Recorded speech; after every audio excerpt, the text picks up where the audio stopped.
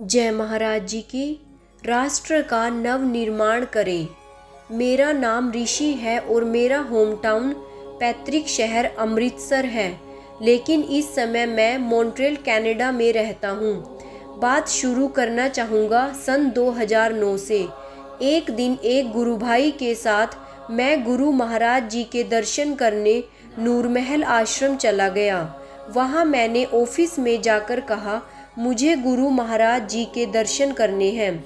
आगे से उत्तर प्राप्त हुआ कि आज गुरु महाराज जी बहुत व्यस्त हैं। उनकी बात को मैंने पूरा भी नहीं सुना और निराश होकर ऑफिस से बाहर लौट आया। अब जैसे ही हम दोनों गुरु भाई सत्संग हॉल की ओर जाने लगे, तभी एक गुरु बहन ने हमें आवाज़ दी। वह बहन कपड़े धोने की सेवा कर रही थी। उन्होंने हमसे कहा, इस कपड़ों के टब को छत पर छोड़ाओ। वह टब काफ़ी भारी था, पर हम दोनों ने अपनी सेवा को पूरा किया और उसे छत पर छोड़ाए। उसके बाद हम जैसे ही सत्संग हॉल में पहुँचे तो पता चला कि आज गुरु महाराज जी ने अमृतसर के सेवादारों को बुलाया है। यह सुनकर भी मैं तो केवल मन महसूस कर रह गया, क्योंकि अब तक मैंने गुरु घर की कोई सेवा नहीं की थी। मतलब कि मैं गुरु घर का सेवादार नहीं था। पर गुरु घर में की गई एक छोटी सी सेवा भी बहुत बड़ा फल देती है। इसका परिणाम मुझे उस दिन मिल गया। कपड़ों से भरे टब को छत पर छोड़ने की सेवा जो मैंने की थी, उस सेवा के फल में मुझे बाकी सेवादारों के साथ गुरु महाराज जी के दर्शन का मौका मिल गया। नीचे जो महाराज जी का कक्ष है वह सेवादारों से भर चुका था। बाकी बचे सेवादार और मैं, हम सभी वहीं कक्ष के बाहर पंक्तिबद्ध बैठ गए। मैंने अपनी आंखें बंद की और साधना में बैठ गया। थोड़ी ही देर में ग्रीन हरे रंग के वस्त्रों में श्री गुरु महाराज जी वहां आ पहुँचे। जब मैंने आंखें खोली तो वे ठीक मेरे सामने खड़े थे। महाराज जी ने एक स्वामी भैया से पूछा, क्या इनको वीडियो दिखा दी?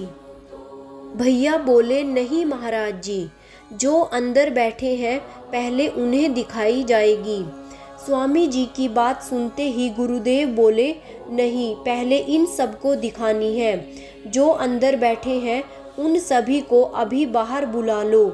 शीघ्र ही गुरु महाराज जी की आज्ञा का पालन हुआ। अंदर वाले बाहर और बाहर वाले अंदर चले गए। महाराज जी की विशेष कृपा से मुझे उनके सिंहासन के ठीक पास बैठने का मौका मिला।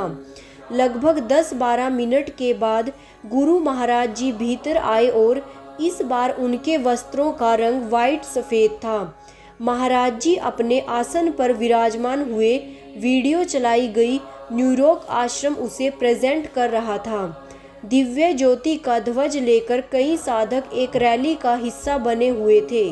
इस तरह विदेश की धरती पर दिव्य ज्योति का प्रचार होता देख हम सभी साधक बहुत ही प्रसन्न हो रहे थे। इतने में ही गुरु महाराज जी की दिव्य वाणी गूंजी, देखना, एक दिन पूरे विश्व में ऐसे ही दिव्य ज्योति का प्रचार प्रसार होगा। साल बीतते चले गए। गुरु महाराज जी समाधि में चले गए और जॉब के कारण मैं न्यूयॉर्क में शिफ्ट हो गया। सन 2021 एक दिन जब मैं साधना में बैठा तो महाराज जी ने मुझे फिर से वो सारा सीन दृश्य मेरे अंतर्घट में दिखाया, जिसकी बात मैंने अभी ऊपर की है। इसके बाद गुरु महाराज जी की आवाज़ आकाशवाणी की तरह मेरे अंतर आकाश में गूंज उठी। हमारे वस्त्रों में कौन सा रंग तुम्हें मिसिंग अनुपस्थित लगा? मैंने कुछ देर सोचते हुए कहा, महाराज जी, उस दिन आपने ग्रीन और वाइट रंग पहना हुआ था। यदि आप भगवा रंग भी धारण कर लेते तो भारत के तिरंगे वाले सारे रंग एक साथ हो जाते। हमारे भारत की शान आप जैसे महान सतगुरु से ही तो है। भारत की गरिमा को लौटाने वाले आप हैं। धर्म चक्र को गति देने वाले आप हैं। मैं रहता भले ही विदेश में हूँ, लेकिन दिल आज भी हिंदुस्तानी है। महाराज जी, उस दिन केवल भगवा रंग मिसिंग था। मेरी इस बात को सुनते ही गुरु महाराज जी कहने लगे, मेरा भगवा तो तुम लोग हो। तुम युवा शक्ति ही मेरा भगवा हो। आओ तुम और हम मिलकर इस राष्ट्र का नव निर्माण करें।